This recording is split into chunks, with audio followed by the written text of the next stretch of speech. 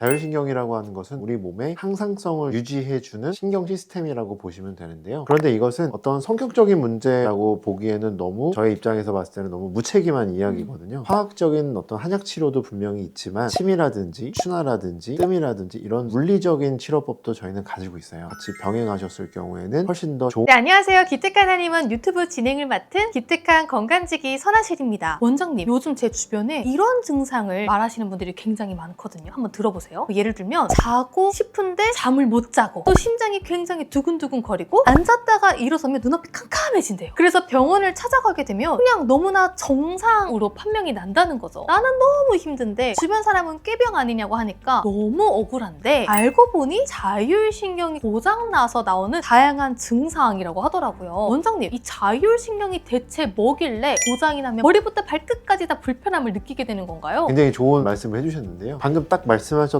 그러한 증상으로 저희 병원에 굉장히 많이 찾아오세요. 자율신경이라고 하는 것은 우리 몸의 항상성을 유지해주는 신경 시스템이라고 보시면 되는데요. 항상성이라고 하는 것은 일정하게 유지를 해준다, 이런 개념이에요. 자율신경에는 두 가지가 있는데요. 교감신경과 부교감신경, 이렇게 나눠진다고 보시면 됩니다. 교감신경은 우리의 몸이 위기상황일 때에 그 위기상황을 빨리 탈출할 수 있게 해주는 신경계라고 보시면 되고요. 부교감신경은 우리가 안정되어 있을 때 우리 몸을 안정시켜주는 신경계라고 보시면 되는데, 교감신경 같은 경우는 교감신경이 작동하는 때를 생각해 보시면 언제냐면 뒤에 강도가 칼을 들고 쫓아온다, 이렇게 생각해 보시면 딱 느낌이 오실 거예요. 심장이 두근거리고 눈알이 커지고 털이 곤두서게 되면서, 그게 바로 교감신경이 작동할 때의 아주 적절한 예가 될 것이고요. 부교감신경 같은 경우는 우리가 잘 때 생각해 보시면 좋죠. 우리가 잠을 자려고 누웠을 때 고요하고 조용한 상황에 휴식하는 상황, 이런 게 바로 부교감신경이 작동하는 때라고 보시면 되는데, 이것은 좋고 나쁜 것이 아니고요. 두 개 다 우리가 살아가는 데는 반드시 필요한 신경계거든요. 교감신경만 너무 항진되어 있으면 우리가 항상 위기 상황 속에 사는 것처럼 되기 때문에 부교감신경이 작동을 하면서 교감신경을 조금 안정시켜주고, 부교감신경만 너무 활성화되어 있으면 우리 몸이 굉장히 무기력하고 처질 수가 있거든요. 그렇기 때문에 교감신경이 어느 정도 활동해주면서 우리가 활동할 수 있게 균형을 잡아주다라고 보시면 됩니다. 이 균형이 어떠한 이유에서든 깨지게 되면 우리 몸에 여러 가지 문제가 나타난다, 이렇게 보시면 될 것 같습니다. 근데 이런 증상을 느끼는 분들한테는 대체적으로 스트레스 받지 마, 그냥 마음 편히 살아 라는 이야기를 느낀다고 하는데, 또 이런 증상이 이게 스트레스성으로 온 건지 아니면 정말 신경계가 고장이 나서 온 건지 어떻게 좀 구분할 수가 있나요? 많은 환자분들이 마음의 상처를 많이 받고 오세요. 주변에서 너는 왜 이렇게 예민하니, 유별나다, 특이하다, 이런 이야기를 많이 듣고 오시는데요. 자극에 반응하는 정도가 사람마다 다 다르고요. 우리의 몸 상태마다 다 달라요. 같은 상황에서도 어떠한 분은 교감신경이 굉장히 많이 활성화가 되시는 분들이 있고, 어떠한 상황에서는 교감신경이 활성화된 부분이 어느 정도 일정한 시간이 지나면 좀 돌아와야 되는데 남들보다 돌아오는 시간이 오래 걸리시는 분도 있거든요. 이런 분들 같은 경우는 똑같은 상황을 굉장히 스트레스적으로 받아들이시기 때문에 남들이 옆에서 봤을 때는 굉장히 예민한 사람, 민감한 사람, 이렇게 표현할 수가 있는 것이죠. 그런데 이것은 어떤 성격적인 문제라고 보기에는 너무 저의 입장에서 봤을 때는 너무 무책임한 이야기거든요. 그걸 성격적으로 볼 것이 아니라 몸 상태가 그렇게 된다면 그 누구나 같은 반응을 보인다고 저는 생각을 해요. 그런 것들은 분명히 개선이 될 수도 있고 그분의 몸 상태에 따라서 그렇게 된 거기 때문에 너무 성격적으로만 본다면 싸움밖에 일어나지 않거든요. 그래서 그렇게 볼 것은 아니라고 생각합니다. 제가 좀 듣기로는 자율신경 실조증이라는 게 조금 생기게 되면 머리 아프고 잠을 못 자는 건 기본이고, 또 남성분들 같은 경우에는 발기부전이 올 수 있다라고 하는데, 이게 어떠한 연관성이 있는 건가요? 자율신경 실조증이라고 한다면 가장 먼저 우리가 생각해 보아야 될 것은 자율신경의 밸런스가 깨진 상태, 이렇게 판단하시면 돼요. 자율신경 실조증의 맨 처음 증상은 바로 교감신경의 과항진이에요. 교감신경만 너무 항진되어 있는 상태부터 시작하다가 더 시간이 지나면은 교감신경조차도 잘 작동하지 않는 상태로 빠지게 되거든요. 아까 제가 교감신경이 잘 작동하는 상황을 강도가 칼을 들고 쫓아오는 상황이라고 설명을 드렸거든요. 그 상황에 대입해보면 모든 것이 다 설명이 됩니다. 강도가 칼을 들고 쫓아오는데 우리가 마음 편하게 밥을 먹고 있을 수 있을까요? 전혀 안 되죠. 그러니까 소화불량이 일어나게 되고요. 상황을 빠르게 파악해야 되기 때문에 우리 동공이 커지게 돼 있어요. 그럼 빛이 많이 들어오게 되거든요. 그래서 평소보다 교감신경이 과항진되어 있는 분들은 남들보다 눈부심을 느끼실 확률이 상당히 높아요. 그리고 여러 상황들을 빨리 캐치해야 되기 때문에 청각도 굉장히 예민하게 되거든요. 그렇기 때문에 자꾸 왜 이렇게 시끄러워? 라는 표현을 자주 하시는 분들 같은 경우 그럴 수가 있는 것이죠. 그리고 혈압이 오를 수밖에 없죠. 빨리 달리거나 달리거나 도망가거나 싸우거나 해야 되기 때문에 근육 같은 데에 혈액을 많이 공급해줘야 돼요. 그래서 심장이 쿵쾅쿵쾅 거리면서 혈압이 상승하게 되기 때문에 지속되면 눈에 충혈이라든지 두통이 발생할 수 있고요. 우리가 강도를 만나면 도망가거나 싸워야 하는데 마음 편히 자고 있을 수 없잖아요. 그렇기 때문에 불면증으로 이어지는 것이죠. 남성 같은 경우에는 그런 상황에서 성적인 생각을 하실 수 없잖아요. 그렇기 때문에 자연스럽게 발기부전이라든지 여성분들 같은 경우에는 생리불순이라든지 이런 것들이 자연스럽게 이어지는 것입니다. 근데 제가 좀 알아보니까 아침에 일어날 때 약간 어지러움을 느끼는 기립성 저혈압도 자율신경 실조증과 연관이 있다라고 하더라고요. 기립성 저혈압과 자율신경 실조증으로 인한 어지러움은 조금 다른 부분이 있을까요? 우리가 앉았다가 일어나게 되면은요, 혈액이 더 높은 곳까지 이동을 해야 되기 때문에 자연스럽게 혈압이 상승하고 심박동수가 올라가게 돼 있어요. 어느 정도는 혈압이 높고 낮음이 생길 수밖에 없거든요. 근데 우리의 몸은 항상성을 유지하려고 하기 때문에 그런 것들이 자연스럽게 발생하고 또 다시 원래대로 돌아오고 이게 잘 이루어집니다. 그런데 자율신경 실조증이 발생하신 분들은 그런 조절 시스템에 문제가 생기기 때문에 심장 박동수가 항상 빨라져 있고 아니면은 빨라지지 못하는 상황이 발생하기 때문에 기립성 저혈압이라든지 이런 것들이 갑자기 발생하신다거나 이러실 수가 있는 것이죠. 그럼 병원에서 다양한 진료를 받아봐도 정상입니다 이렇게 말씀을 해주시잖아요. 그 부분을 한의원에서는 어떤 시각으로 바라보고 원인을 찾아내시는지도 궁금합니다. 자율신경 실조증은요, 사실 잘 들여다보시면 우리 한의학이 예전부터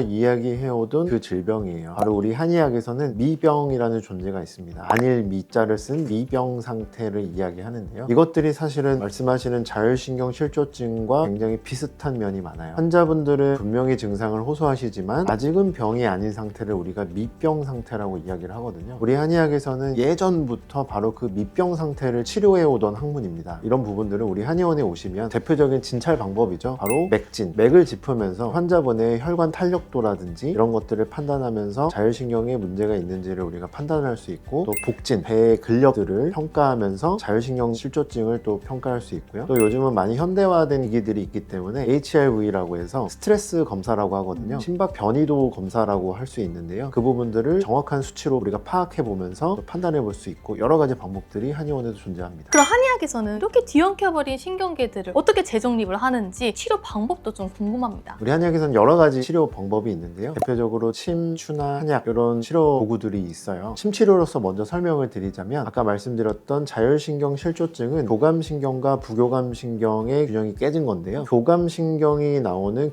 교감신경절의 위치, 거기가 어디냐면 바로 우리 견갑골 하단을 이어보면 거기가 흉추 7번 정도가 되거든요. 그 부분을 침 치료를 해드리면 교감신경이 안정되는 효과를 좀 받으실 수가 있어서 급성 체기가 있다든지 심장이 너무 많이 두근거리는 분들이라든지 이런 분들을 거기다가 침 치료를 하시고 그 주변 부분에 부항을 해주시면 즉각적인 효과를 어느 정도 보실 수도 있고요. 또 하나는 그런 삐뚤어진 척추뼈가 신경들을 잘못 자극한다라고 우리가 또 보기도 해요. 그래서 추나요법을 통해서 잘못된 뼈 정렬을 잘 맞춰주면 또 어느 정도 효과를 볼 수 있다. 우리가 또 이렇게 접근을 하고요. 사실 이런 자율신경 실조증의 가장 치료의 꽃은 바로 한약 치료입니다. 한약재 중에서 특히 향부자, 황련 이러한 약재들이 있는데요. 이러한 약재들은 과항진된 교감신경을 안정시켜주는 역할을 하는 최고의 약재들이라고 저는 생각을 합니다. 이러한 약재들로 구성된 한약들을 환자분께 처방해 드리면 정말 빠른 속도로 좋아지는 경험들을 하시는 분들이 많아요. 그러면 저희가 이렇게 말씀드렸던 것처럼 각성, 막 이렇게 좀 흥분되고 있는 상태이다 보니까 그런 분들에게는 호흡법 또는 진정할 수 있는 일상에서의 방법들이 되게 중요할 것 같은데요. 어떤 방법이 좀 있을까요? 저는 호흡법이 정말 중요하다고 생각을 합니다. 추천드릴 수 있는 호흡법은 쉬운 호흡법이에요. 같이 따라해 보셔도 좋을 것 같아요. 호흡을 크게 들이마시고요. 이것을 그냥 우리가 평소처럼